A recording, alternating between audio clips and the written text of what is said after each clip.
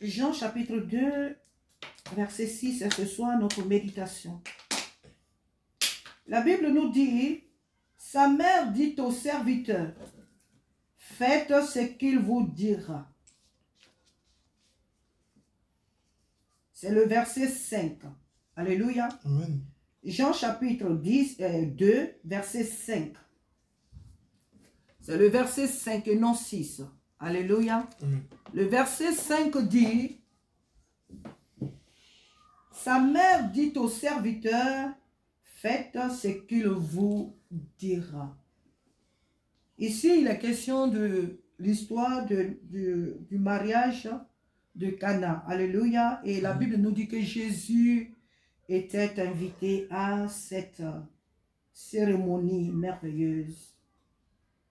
Alors, il est arrivé qu'à cette cérémonie, la Bible dit que le vin manqua.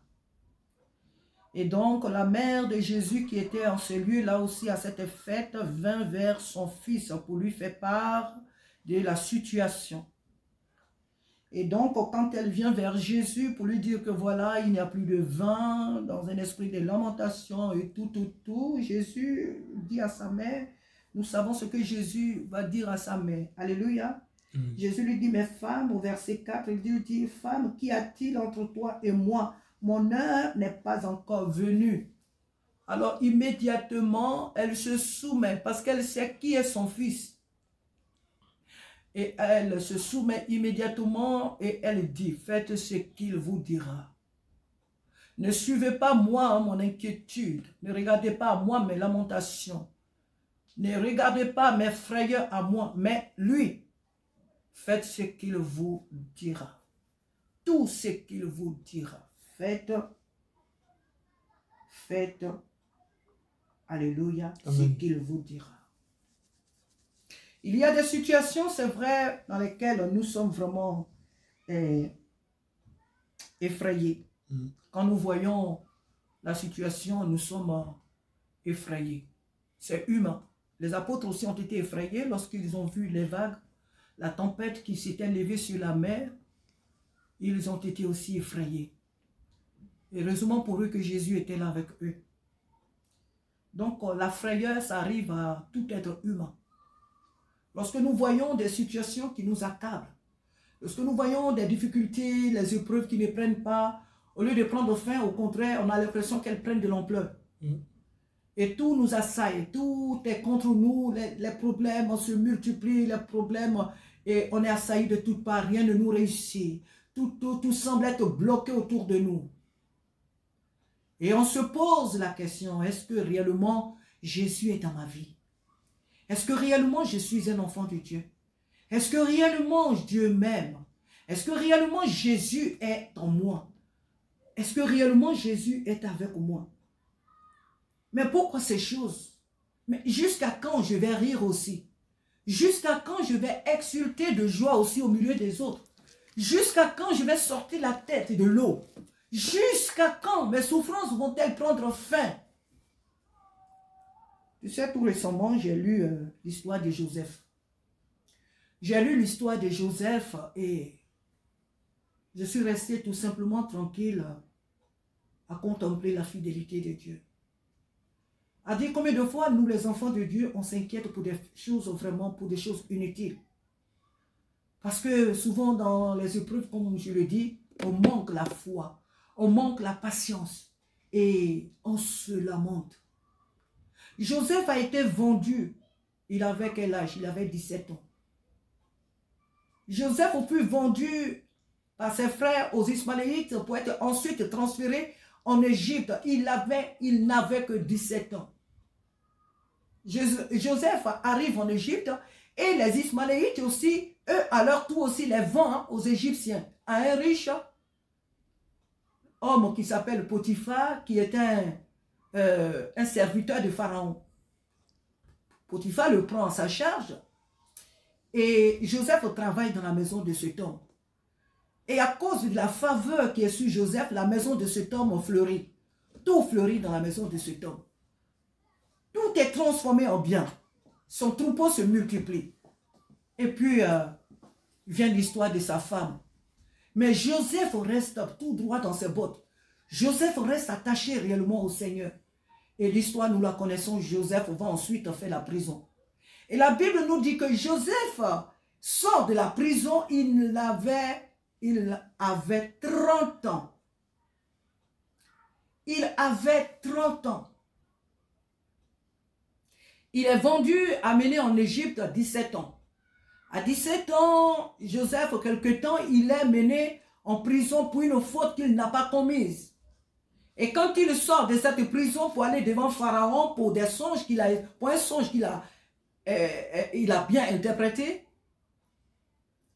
il avait 30 ans. De nos jours, aujourd'hui, on prend un chrétien, on le met en prison. Jusque-là, je ne suis pas sûr que ce dernier tienne ferme. Il peut même abandonner le Seigneur dans cette prison. Mais gloire à Dieu, il y a encore des hommes intègres dans la maison de Dieu. Il y a encore des hommes intègres. Parce que ce qui faisait la force de Joseph, c'était son intégrité. Il savait que Dieu allait le délivrer parce qu'il était innocent. C'était là sa force. Pour dire que nous devons obéir à la parole de Dieu. L'obéissance à la parole de Dieu ne nous mène pas sur un chemin large où il n'y a pas de preuves. Au contraire, l'obéissance à Dieu nous mène dans des problèmes. L'obéissance à la parole de Dieu nous conduit dans des épreuves, dans des difficultés.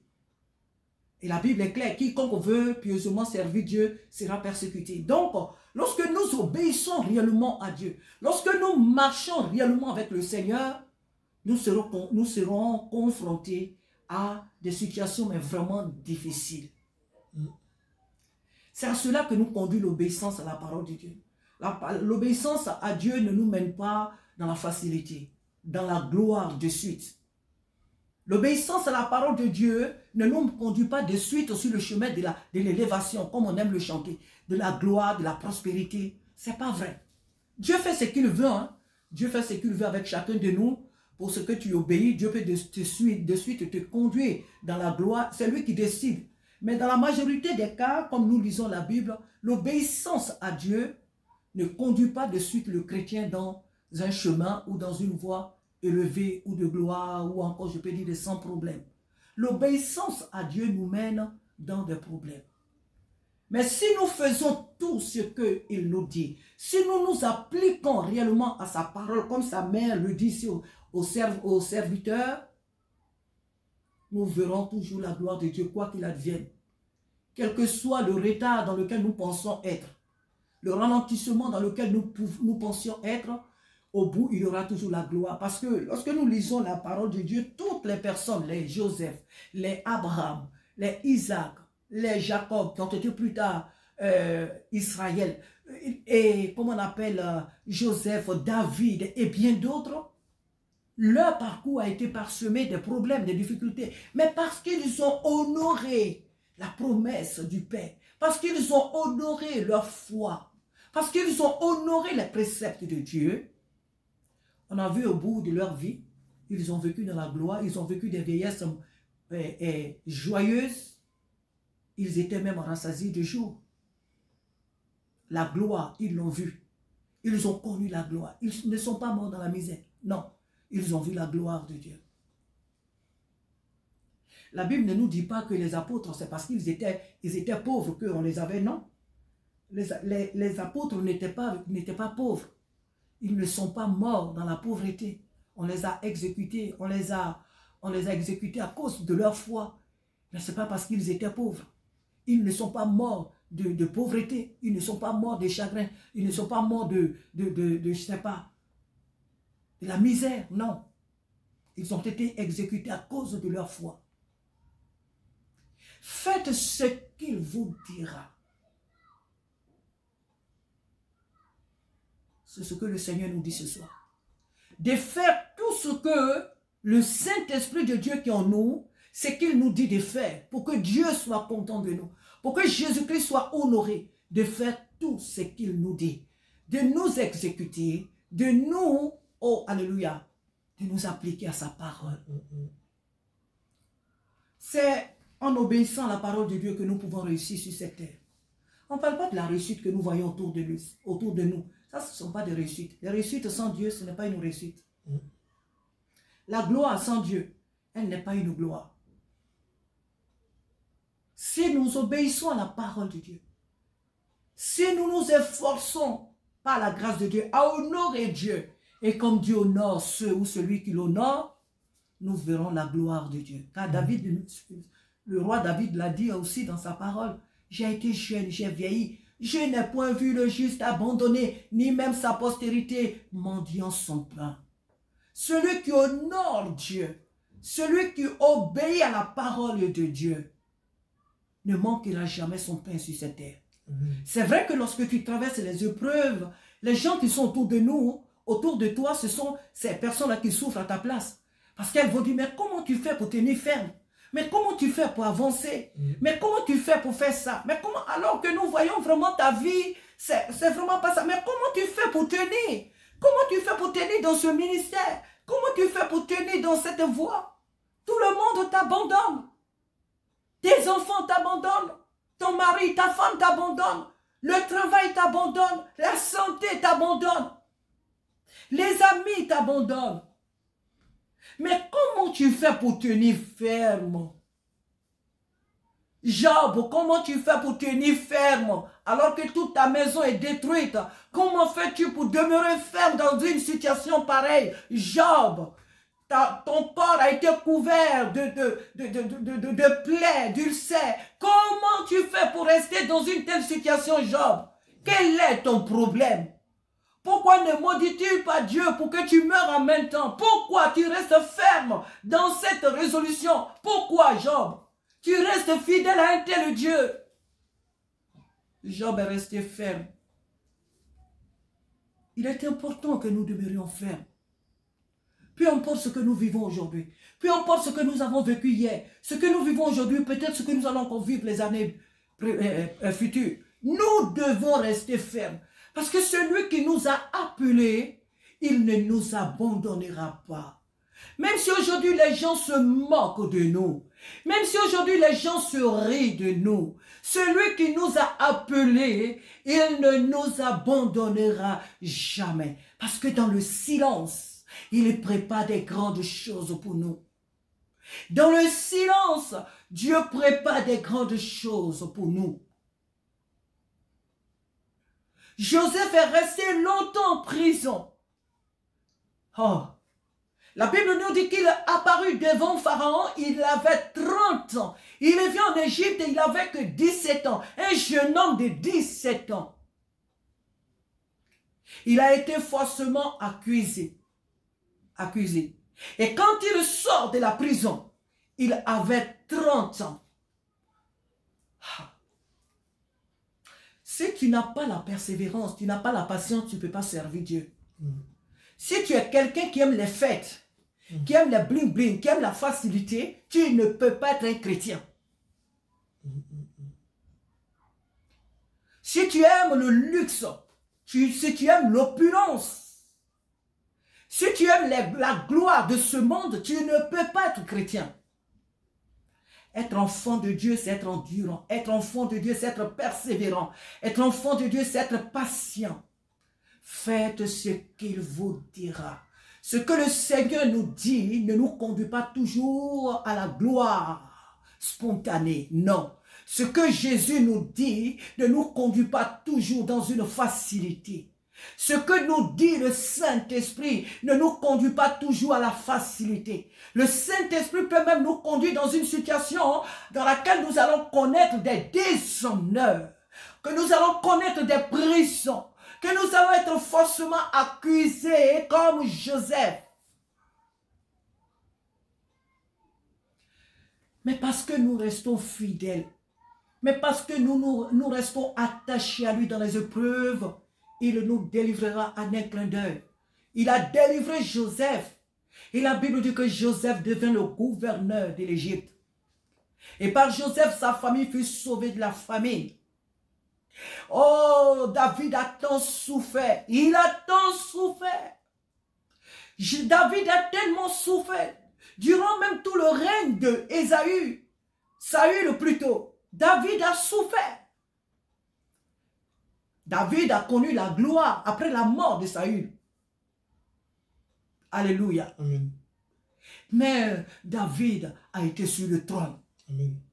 Il a été sur le trône. Il a gouverné. Il a régné sur Israël. Près de 40 ans. Il est mort d'une vieillesse heureuse. C'est vrai que les temps sont difficiles. C'est vrai que les choses deviennent compliquées de jour en jour. Mais faisons ce qu'il nous dit. Faisons ce que le Saint-Esprit nous dit de faire. Faisons ce que Dieu nous dit de faire. Même si notre corps s'affaiblit. Même si les difficultés nous attaquent au plus profond de nous-mêmes dans notre chair. Faisons ce que le Seigneur nous dit de faire. C'est lui qui nous a créés. Oh, Anne dit, et c'est vrai, de la poussière retire le pauvre, du fumier l'indigent, pour les faire soi avec les grands. Il le fait en un clin d'œil. Quand Dieu veut changer la vie d'un homme, il le fait en un clin d'œil. Toi qu'on voyait hier dans la poussière, on te voit désormais. On te voit désormais plus haut. On te voit désormais réaliser tant de choses. Et ceux qui se riaient de toi ont désormais les bouches fermées. Et quand Dieu bénit, c'est une bénédiction que nul ne peut nous enlever. Quand Dieu nous élève, ni nos ennemis, les démons, ni les hommes ne peuvent nous abaisser, ne peuvent nous humilier encore. Parce que c'est la main de Dieu qui l'a fait. Car ce sont les bénédictions de l'Éternel qui enrichissent. Et jamais il ne les fait suivre d'aucun chagrin. Ce soir, la parole de Dieu nous dit, faites ce qu'il vous dira. Ne regardez pas aux guerres autour de vous. Ne regardez pas aux situations compliquées autour de vous. Ne regardez pas ta situation aujourd'hui. Je n'ai pas de mari, je n'ai pas de femme. On est mariés depuis des années, on n'a pas d'enfants. Je n'ai pas de travail, je n'ai pas de maison. Depuis que je suis arrivé en Europe, je n'arrive pas à réaliser chez moi. Je n'ai pas de salaire conséquent pour pouvoir épargner et construire une maison chez moi. Je vais en Afrique chez moi ou je vais quelque part. Je dors que dans les hôtels. Je n'ai pas un chez moi, mais jusque quand? Ça fait 10 ans que je passe le permis. Même le code, je ne l'ai pas. Combien de sommes est-ce que j'ai dépensé dans cet examen? Toujours, je n'ai pas ce code alors que je médite mes leçons, mais je n'ai toujours pas le code. Mais j'ai eu le code, mais je n'ai pas le permis depuis des années. Jusque quand? Dieu dit persévère encore. Dieu dit tiens bon encore. Dieu dit tiens ferme encore. Être chrétien, c'est être persévérant. Être enfant de Dieu, c'est être endurant, c'est être persévérant. C'est être patient. Et notre patience, pour finir, et notre endurance ne nous viendra que de notre fidélité à la parole de Dieu. Quand tu sais que tu es fidèle à Dieu, tu auras toujours la force pour persévérer. Quand tu sais que tu es innocent devant les faits dont on t'accuse, tu auras toujours la force pour aller en avant. Quand tu sais que tu te tiens dans la justice de Dieu, tu auras toujours la force pour te tenir debout. Amen. Alléluia. Amen. Que Dieu nous aide ce soir à obéir à la parole de Dieu. Que Dieu nous aide ce soir à honorer la parole de Dieu. Que Dieu nous aide ce soir à faire tout ce que le Saint-Esprit nous dit. Les temps sont difficiles, mais Dieu ne nous a pas abandonnés. Il a dit qu'il mettra la différence entre ceux qui l'adorent et ceux qui ne l'adorent pas. Donc même si les temps sont difficiles, Dieu prendra toujours soin de ses enfants. S'il prend soin des païens, ce ne sont pas ses propres enfants dont il ne peut prendre soin. Dieu prendra soin de nous. Nous ne manquerons pas notre pain. Nous ne manquerons jamais tout ce dont nous avons besoin pour être à la tête sur cette terre. Faisons confiance au Seigneur. Les choses semblent tarder, ce n'est pas grave. Tenons ferme dans la justice. Tenons ferme dans la crainte de Dieu. Tenons ferme dans son œuvre. Tenons ferme dans notre vocation. Tenons ferme dans notre sacerdoce. Tenons ferme dans notre ministère. Tenons ferme là où Dieu nous a plantés. Tenons-la ferme. Peu importe les épreuves, les adversités. Oh, alléluia. Tenons ferme. Car il viendra un jour nous délivrer. Laissons l'ennemi exulter. Laissons l'ennemi se pavaner. Il ne sait pas que sa chute est soudaine. Sa chute est soudaine et elle restera toujours soudaine. Que Dieu soit béni ce soir pour cette parole. Que le Saint-Esprit nous donne à tenir ferme. Alléluia. Faites ce qu'il vous dira.